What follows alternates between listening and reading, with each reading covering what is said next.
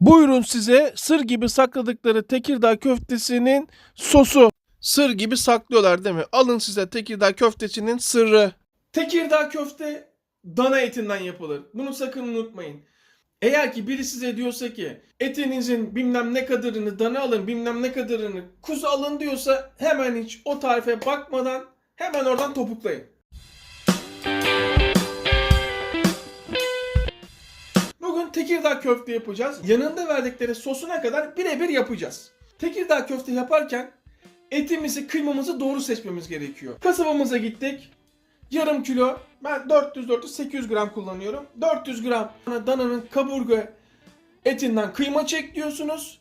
Ve bana dananın döşünden 400 gram kıyma çek diyorsunuz. Baharat olarak kimyon, tuz ve karabiber kullanacağız. Tekirdağ köftesinde bu 3 baharat kullanılıyor. Diğer söylenen bütün baharatları hikaye, unutun. Ve karbonat kullanacağız. Orta boy soğan, 2 tane sarımsak. Karbonatı açmak için limon ve 3 dilim beyaz ekmeğe ihtiyacımız var. Eğer evde bayat ekmeğiniz yoksa tost makinesinde ekmeklerinizi kızartabilirsiniz. Dana döşümüz. Evet. Ve dana kaburgamız. 1 tatlı kaşığı tuz. Ama böyle dolu dolu değil. Parmağınızla şöyle siliyorsunuz ve bir silme tatlı kaşığı tuz oluyor. Belki silme ne demek diye merak edenler varsa silmede parmağınızla kaşığınızın üstündeki fazlalığı aldığınız zaman bir silme tatlı kaşığı oluyor. Yarım tatlı kaşığı şöyle dolu dolu karabiber, 2 tatlı kaşığı kimyon, 2 silme tatlı kaşığı kimyon, 1 tatlı kaşığı karbonat,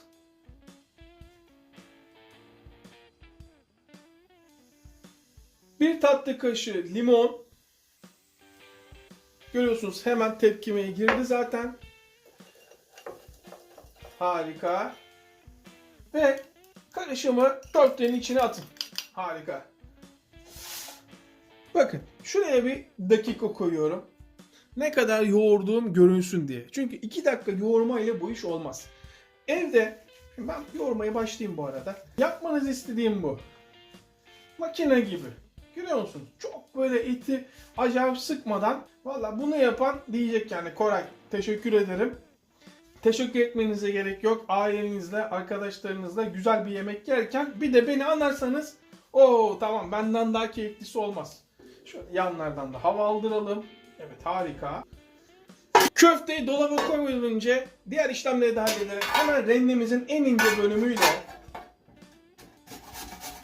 orta boy soğanı rendeliyoruz. Yine duygulandım ya. Soğan acıymış. Oh çok acıymış soğan. 2 tane sarımsağım vardı. Hemen onları da rendeleyelim. İşte bakın mesela ben mutlaka eldiven kullanırdım. Ama şu anda eldivenim kalmamış. Çünkü elime sarımsak geldi. Ben başka işler de yapıyorum. Benim elimin sarımsak kokmaması lazım. Evet. Esas sarımsak burada. Sıra ekmeklerimde. Yine şöyle bir kırarak yardımcı olalım. Ekmekler kızardığı zaman bu yanları da kullanabiliyoruz. Böyle bir avantajı var. Ekmekleri iyice çektiğinizden emin olun yalnız. Şöyle daha iyi anlaşılsın diye bir bardak ölçüsü yapalım. Hani bazılarımız diyebilir ya Koray ben 3 dilim ekmekten falan anlamam. Senin kestiğin dilim kalınlığı benimki 1 mi 2? Bunu diyebilir ve ben saygı duyarım. Bir su bardağının sadece baş parmağım kadar eksiği kadar. Evet, hepsini streçledik. Soğanımızı, sarımsağımızı, ekmek kırıntımızı. Evet, siz hala niye bekliyorsunuz? Buyurun dolaba. Hep beraber yapmıyor muyuz?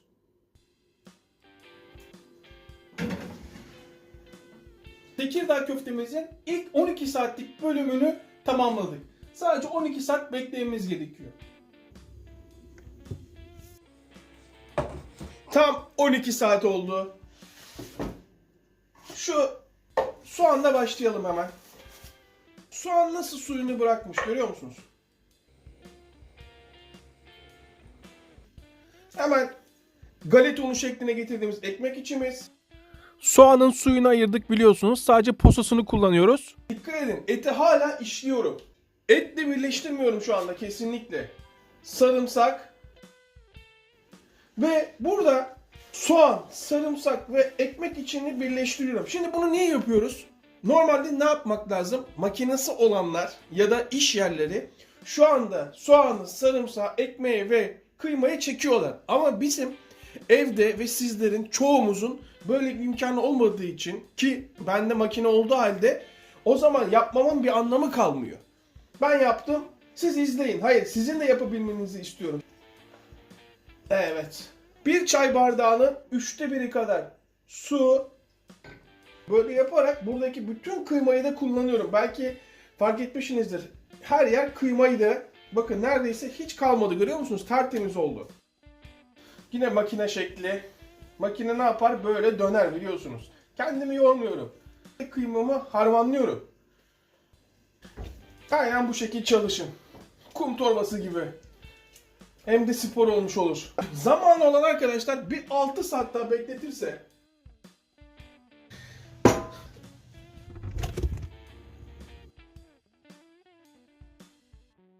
18 saat oldu. Bakalım kıymamızın durumu nasıl? Nasıl kendini tutmuş? Görüyorsunuz. Evet, harika. Şöyle bir su alalım. Şimdi köfte yaparken birçok yardımcı unsurdan yardım alabiliriz ama biz orijinal elimizle yapacağız. Bakın şöyle ufak bir parçayı alıyorum. Elimi hafif ıslatıyorum ki yapışmasın diye. Sonra önce yuvarlak. Baktınız yapışıyor. Sonra Tekirdağ köftesi görünümü veriyorum.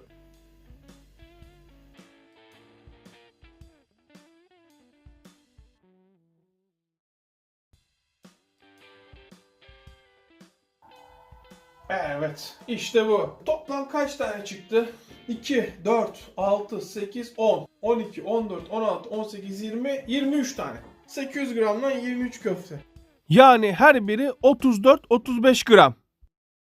Buyurun. Birebir el yapımı ve ev yapımı Tekirdağ'daki köftenin aynı lezzetinde Tekirdağ köftesi.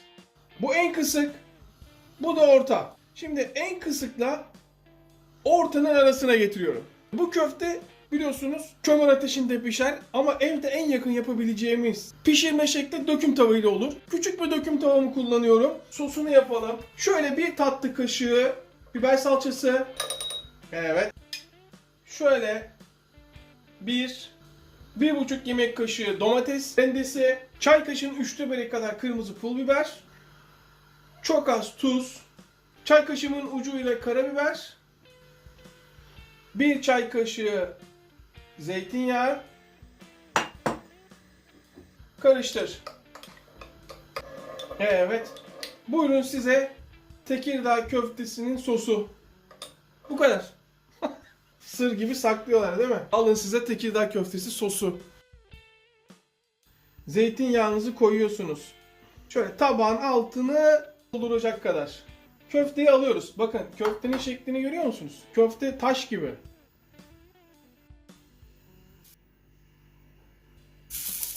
Şu sesi duyduk.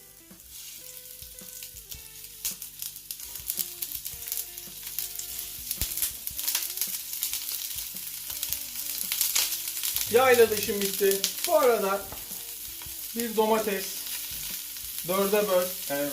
Biber, biraz yardımcı ol. Ki bakın hemen 30 saniyede 30 saniye dikkat, kendi kayıyor, dikkat edin, 30 saniye sadece. Bakın bir 30 saniye daha geçti.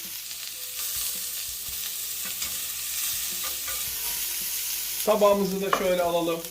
Bakın artık görüyor musunuz? Köftemi istediğim gibi oynayabiliyorum. Köfteyi mühürledim çünkü. Artık rahatım. Nasıl rahatım görüyor musunuz? Köfteleri hani görüyor musunuz? Köftenin şu elastik yapısına bakar mısınız? Bak. Köfte zıplıyor bakın. Görüyor musunuz? Lastik gibi. Şu yavruları alalım.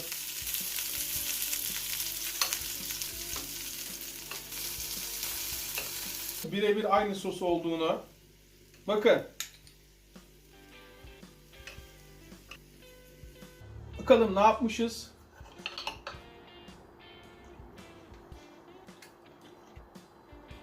Köfte birebir aynı. Bildiğin Tekirdağ köftesi. Sos aynı.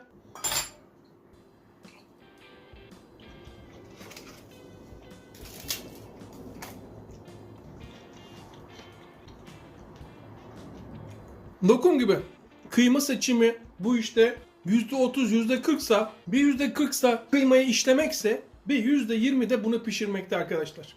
O yüzden pişirirken dikkat edin. Ben yemeye devam ediyorum. Daha fazla canınızı çektirmek istemiyorum. Eğer tarifi beğendiyseniz hemen şuradaki abone ol tuşuna basarsanız bundan sonra tarifimizi hep beraber yaparız. Hepimize yayınına sağlık. Tekrardan selamlar.